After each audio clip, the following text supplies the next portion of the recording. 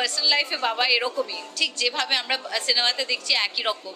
বাবা মানে ঠিক অন্যায়টা নিতে পারেন না, ছোট অন্যায়টাও নিতে পারেন না, সবসময় সেটাকে বলে না এটা পাপ, এটা ভুল, এসব বলতে থাকেন। পার্সোনাল লাইফ পর্যন্ত বোধহয় ওকে পুতুল ভাবে, তাই জন্য ওকে না এরকম করে টিপে বললাম না প্লিজ একদম না।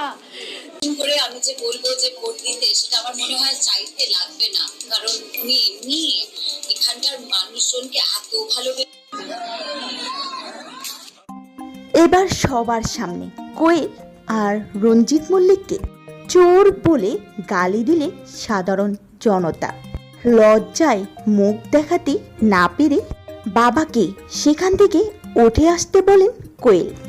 সম্প্রতি যে ভিডিওটি সোশ্যাল মিডিয়াতে ভাইরাল হলে অনেকে মন্তব্য করছেন কোয়েল আর রঞ্জিত মল্লিককে এভাবে অপমান করা মোটেই উচিত হয়নি। তাদের সাথে এমন আচরণ করে অনেক বড় অন্যায় করেছে সাধারণ জনগণ, যাদের মধ্যে একজন কমেন্ট করে লিখেছেন, কোয়েল রাজনীতিতে এসেছে বেশি দিন হয়, তাতে সে কি এমন খেয়েছে যে তাকে চোর বলে অপবাদ দেয়া হলো? আসলে কোয়েলকে যারা চোর বলছে তারা নিজেই বড় চোর। আরেকজন লিখেছেন, ভিডিওটি দেখে সত্যি আমার অনেক খারাপ লেগেছে।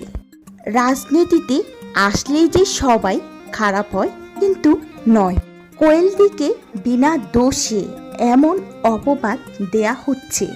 কেউ বা লিখেছেন, কোয়েলদি তুমি রাজনীতিতে এসে ভুল করেছ, যার জন্য আজ তোমাকে এরকম অপবাদ শুনতে হচ্ছে। তো ভিউয়ার্স, বাবা এবং মেয়েকে এভাবে অপমান করে জনগণ কি ঠিক করেছে নাকি ভুল করেছে? আপনার মতামতটি অবশ্যই ভিডিওটির নিচে কমেন্ট সেকশনে জানাবেন। ভিডিওটি শেয়ার করতে ভুলবেন না।